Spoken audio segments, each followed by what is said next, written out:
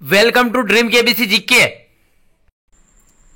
दोस्तों एक बार फिर से स्वागत है आपका ड्रीम केबीसी जीके चैनल में। दोस्तों आज इस वीडियो के अंदर रसायन विज्ञान से संबंधित जनरल नॉलेज के सामान्य ज्ञान के 50 अति महत्वपूर्ण क्वेश्चन लेके आया हूं।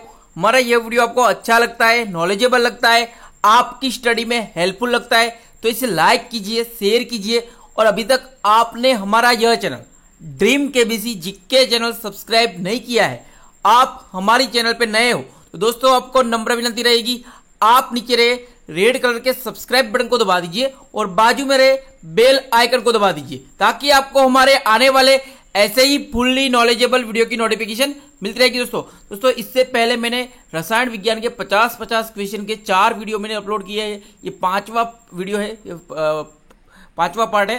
तो इसमें 201 से लेके 250 तक के रसायन विज्ञान केमिस्ट्री के क्वेश्चन कवर किए गए हैं। तो मैं यहाँ पे क्वेश्चन बोलूंगा, उसका आंसर सोचने का आपको थोड़ा टाइम दूंगा। अगर आपको पता हो तो इस क्वेश्चन का आंसर आप कमेंट भी कर सकते हो, अपना नॉलेज भी चेक कर सकते हो। आखिर में 50 में से कितने क्वेश्चन के आंसर आपके सही होते आपको हमें कमेंट बॉक्स में बताना है। अगर एटलीस्ट 45 क्वेश्चन सही होते तो आप सही तरीके से मेहनत कर रहे हो, अगर उससे कम क्वेश्चन सही होते आपको थोड़ा मेहनत करने की जरूरत है। नंबर 1 201 बुलेट प्रूफ पदार्थ बनाने के लिए कौन सा बहुलक प्रयुक्त होता है? बुलेट प्रूफ पदार्थ बनाने के लिए कौन सा बहुलक प्रयुक्त होता है? अगर आपको बताओ तो इस क्वेश्चन का आंसर आप कमेंट भी कर सकते हो। तो इस क्वेश्चन का उत्तर है पॉलीएमाइड या पॉलीकार्बोनेट्स भी कहते हैं। तो बुलेट प्रूफ पदार्थ बनाने के लिए पॉलीकार्बोनेट पॉलीएमाइड बहुलक प्रयुक्त होता है। बुलेट प्रूफ जैकेट आधुनिक समय में सैनिकों की सुरक्षा के लिए इस्तेमाल किया जाने वाला सबसे महत्वपूर्ण उपकरण बन गया है। इस जैकेट को इस तरह से बनाया जाता है कि इसको पहने हुए व्यक्ति को यदि गोली भी लग जाए तो उसकी जान को कोई खतरा नहीं होता है। चलते हैं अगले क्वेश्चन। सभी जैविक यौगिक का अनिवार्य मूल तत्व क्या है? सभी जैविक यौगिक का अनिवार्य मूल तत्व क्या है? इस क्वेश्चन का उत्तर है कार्बन। तो पृथ्वी पर पाए जाने वाले तत्वों में कार्बन या प्रांगण एक प्रमुख एवं महत्वपूर्ण तत्व है। इस रासायनिक तत्व का संकेत C और परमाणु संख्या 6 है और मात्रा संख्या 12 एवं परमाणु भार 12,000 है। कार्बन के प्रमुख ऑक्साइड कौन कौन से है? तो कार्बन मोनोक्साइड, कार्बन डाइऑक्साइड और कार्बन ऑक्साइड है।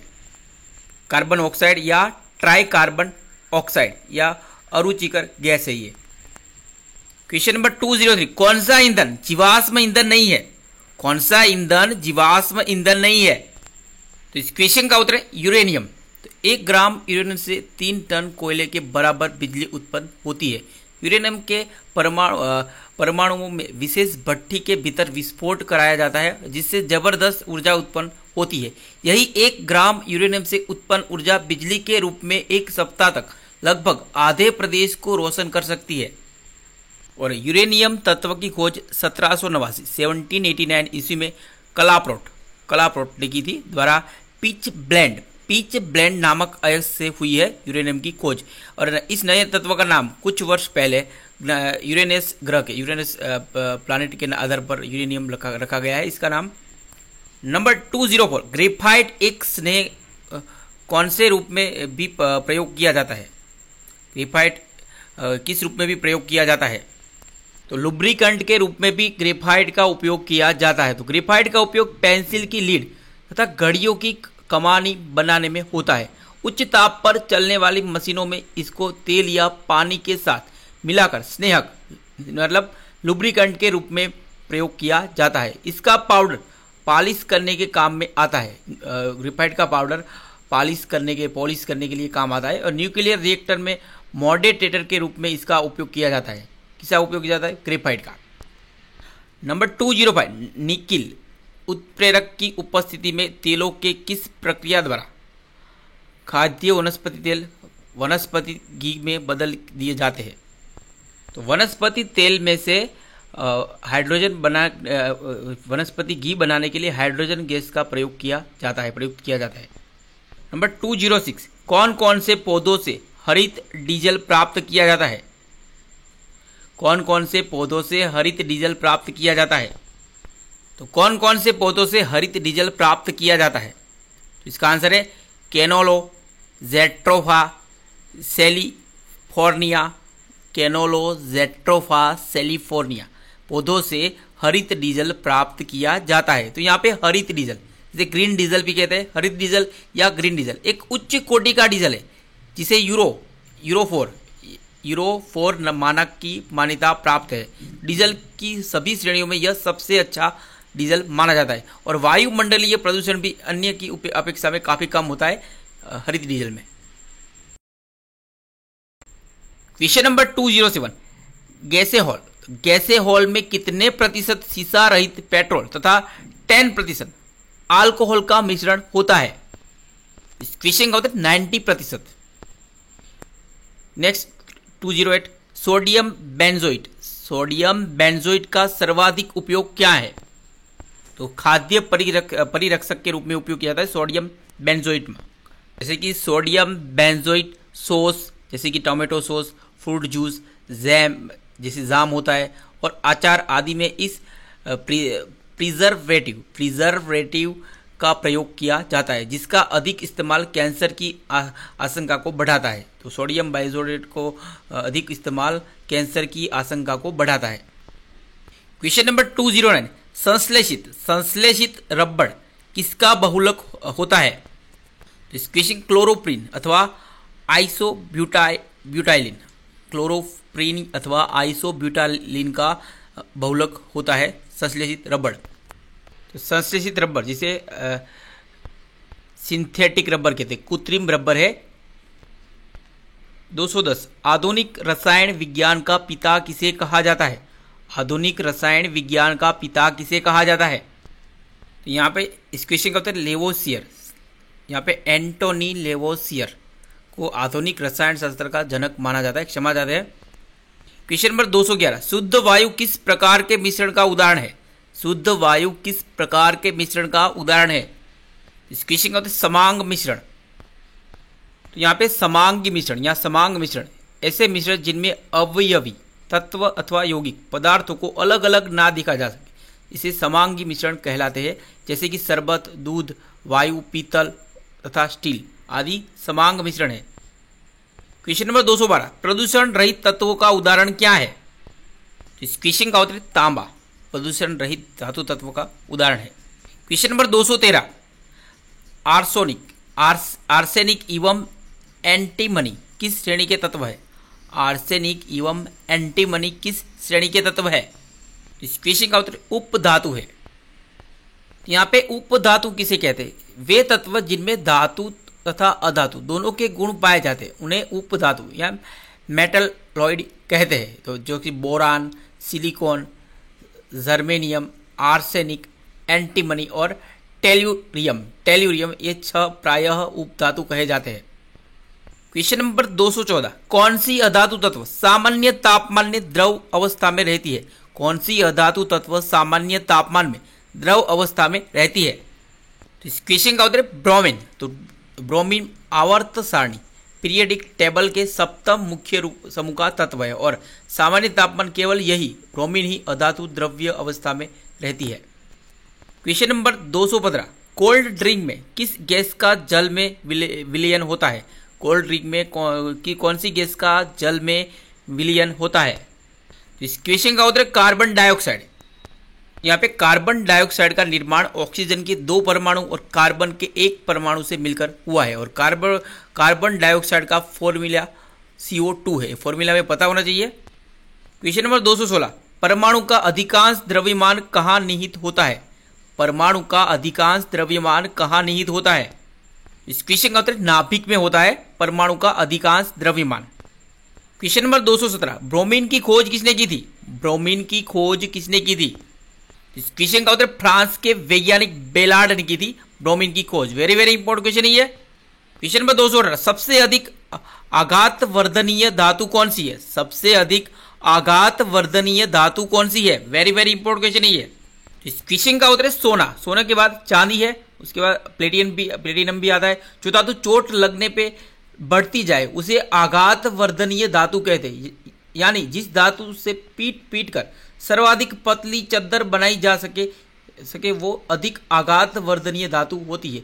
सबसे अधिक आघात वर्धनीय धातु सोना है और जिसकी 20,000 परतों की मोटाई केवल कुछ मिलीमीटर की होती है।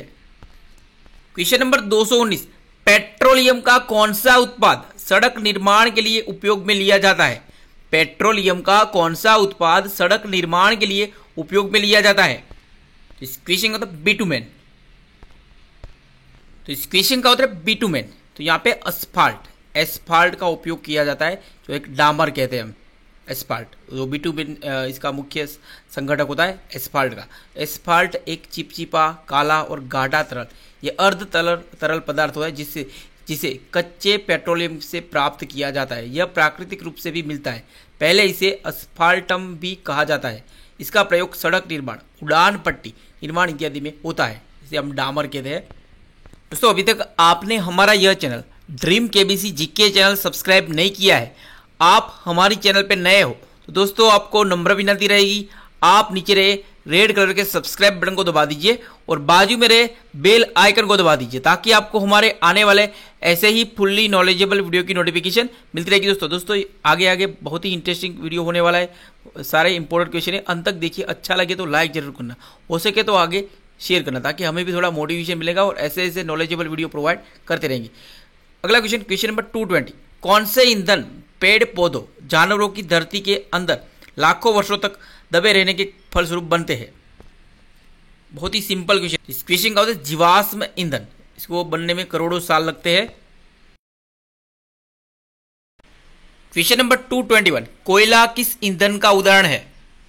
इस क्वेश्चन का होता है जीवाश्म ईंधन का उदाहरण है कोयला।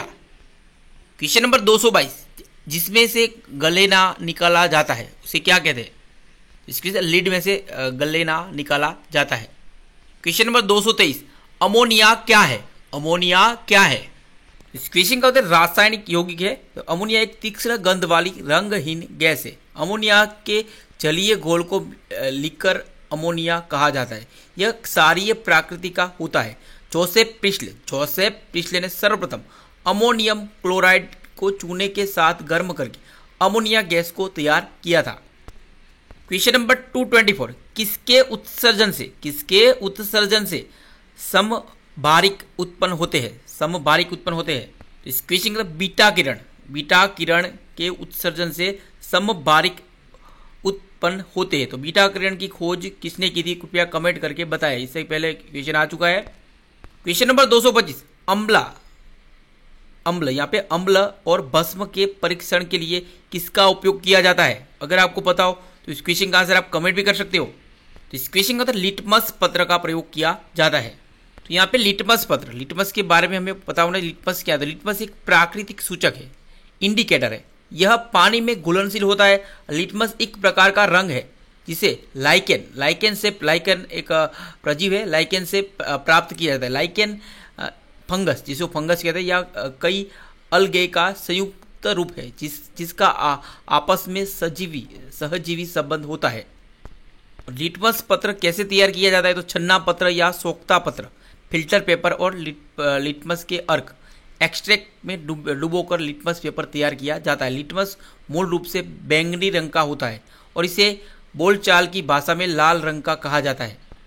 आमतौर पर अम्ल नीले रंग के लिटमस पेपर को लाल कर देता है और क्षार लाल रंग के लिटमस पेपर को नीला बना देता है। ये बहुत ही इंपॉर्टेंट है। क्वेश्चन नंबर 226, अक्रिय तत्व इनर्ट एलिमेंट्स, अक्रिय तत्व किस समूह के सदस्य है? तो इस क्वेश्चन का शून्य समूह। तो अक्रिय तत्व या अक्रिय गैस जैसे कि कौन सी अक्रिय गैस है? तो helium He, neon Ne, argon Ar, krypton Kr, xenon Xe और रेडोन Rn आवर्त सारणी के शून्य वर्ग के तत्व है। तो ये शून्य समूह में आते हैं। क्वेश्चन नंबर 227, कास्टिक सोडा का रासायनिक सूत्र क्या है? तो इस क्वेश्चन का उत्तर NaOH। तो NaOH कास्टिक सोडा का रासायनिक सूत्र है, फॉर्मूला है। तो यहाँ पे कास्टिक सोडा जिसे सोडियम हाइड्रोक्साइड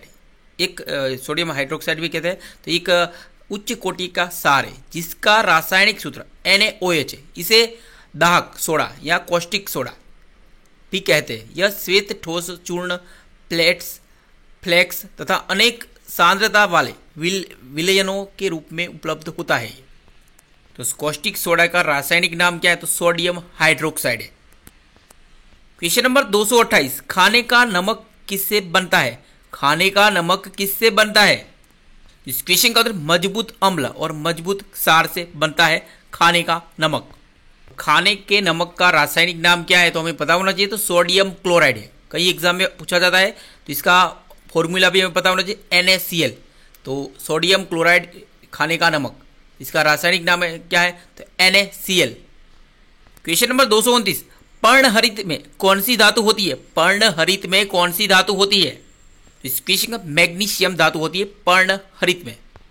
तो यहाँ पे पर्णहरित, इसे हरित लवक, अलग अलग क्वेश्चन पूछा जाता है, हरित लवक में कौन सी धातु होती है, तो मैग्नीशियम होता है। तो पर्णहरित, जिसे हरित लवक या क्लोरोफिल या पर्णहरित या क्लोरोफिल, या एक प्रोटीन युक्त जटिल रासायनिक यौगिक है और यह प्रकाश संश्लेषण का मुख्य वर्णक है। पर्णहरित, हरित तलवक, हरित लवक या पर्णहरित या क्लोरोफिल को फोटोसिंथेटिक पिगमेंट भी कहते हैं। और पर्णहरित का गठन किस तत्वों से होता है, तो कार्बन, ऑक्सीजन, नाइट्रोजन तथा मैग्नीशियम तत्वों से होता है। क्वेश्चन नंबर 230, अति मुलायम खनिज टाल्क मुख्यतः क्या है? अति मुलायम खनिज टाल्क मुख्यतः क्या है? इस क्वेश्चन का मैग्नीशियम सिलिकेट है।